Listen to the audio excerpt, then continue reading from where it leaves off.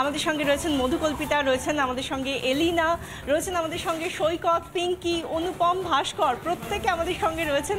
আমি প্রথমেই যাব মধুকল্পিতার কাছে। মধুকল্পিতা, তুমি এই মুহূর্তে রয়েছো রায়গঞ্জ বিশ্ববিদ্যালয়, সেখানকার ছবিটা কীরকম? সেটাও তো একটা বুথ, সেখানকার ছবিটা কীরকম? যারা ভোট কর্মীরা তারা কতটা প্রস্তুত?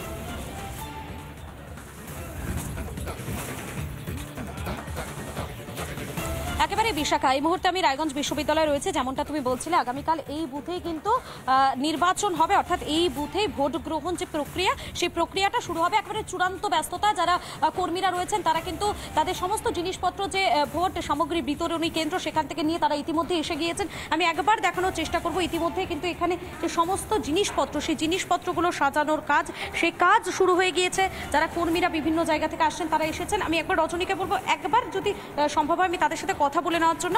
আপনারা কোথা থেকে আসছেন?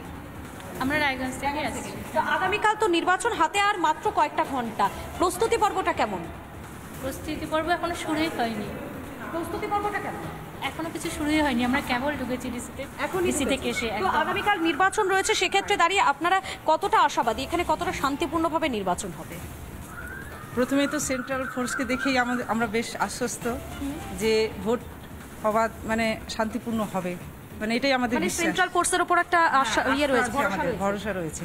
আচ্ছা, এটাই হচ্ছে আমাদের মানে পজিটিভিটির মানে মূল কথা আর কি। মানে এটাতে আপনারা অনেকটা আশ্বস্ত।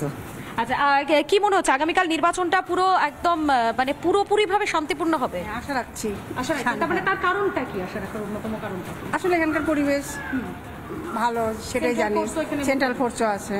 একেবারে বিশাখা, যে ছবিটা আমি একবার দেখানোর চেষ্টা করব, কেন্দ্রীয় বাহিনী যারা জওয়ানরা রয়েছেন তারা ইতিমধ্যেই কিন্তু এই কেন্দ্রে চলে এসেছেন, তারা এখানে মোতায়েন রয়েছেন এবং যেমনটা ভোট কর্মীরা বলছেন যে তারা অনেকটাই আশ্বস্ত।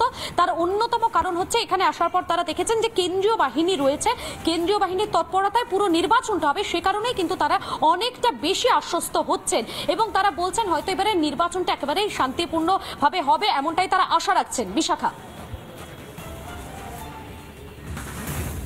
ঠিক এই জায়গা থেকেই স্বাভাবিকভাবেই সবার মধ্যে একটা প্রত্যাশা রয়েছে শান্তিপূর্ণ ভোট হবে রাত পোহালেই। আর অপরদিকে আমাদের সঙ্গে রয়েছেন অনুপম পাত্র, আমাদের প্রতিনিধি মাটিগাড়া থেকে। মাটিগাড়ার ছবিটা কিরকম? তুমি যে বুথে রয়েছে অনুপম, সেখানকার ছবিটা দেখো।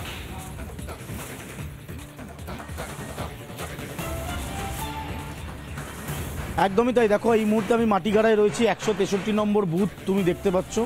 এই বুথ একেবারে তৈরি, হাতে আর মাত্র 13 ঘন্টা, তারপরেই দেশের সবথেকে বড় নির্বাচন, এই লোকসভা নির্বাচনের দ্বিতীয় দফার ভোট। ইতিমধ্যেই যারা প্রিসাইডিং অফিসার রয়েছেন, যারা ভোট কর্মীরা রয়েছেন, তারা যাবতীয় প্রক্রিয়া সেরে ফেলছেন। এই যে ছবিটা তুমি দেখছো, এখানে ইভিএম রাখা হবে, তাই ইভিএমটা যখন রাখা হয় তখন সম্পূর্ণটাই ঘিরে দেওয়া হয়, অর্থাৎ বাইরে থেকে যাতে কেউ দেখতে না পারে যে ইভিএমে কোথায় কে ভোট দিচ্ছেন, সেই কারণে সম্পূর্ণটাই ঢেকে রাখা হচ্ছে। অমিত কুমার মণ্ডল সম্ভবত প্রিসাইডিং অফিসার।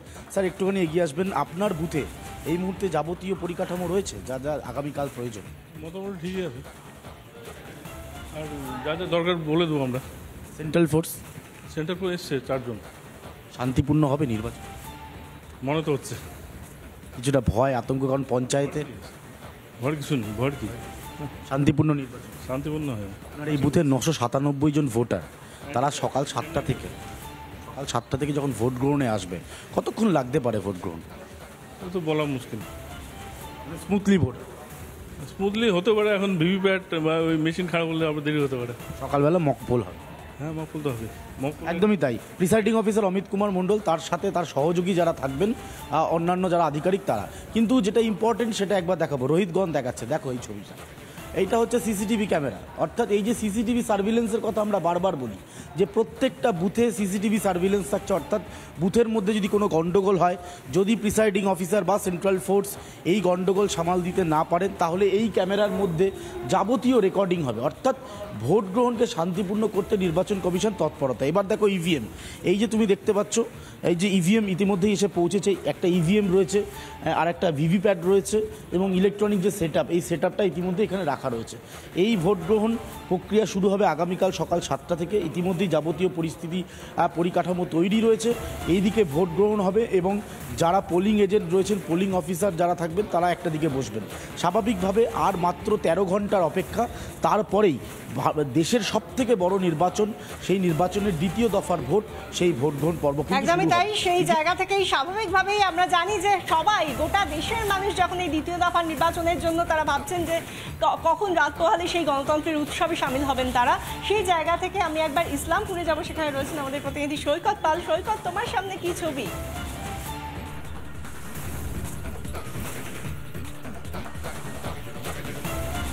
দেখো, এই মুহূর্তে আমি রয়েছি ইসলামপুর কলেজ। ইসলামপুর কলেজ সবথেকে বড় ডিসিআরসি, এই ইসলামপুর পুলিশ ডিস্ট্রিক্টের সবথেকে বড় ডিসিআরসি করা হয়েছে।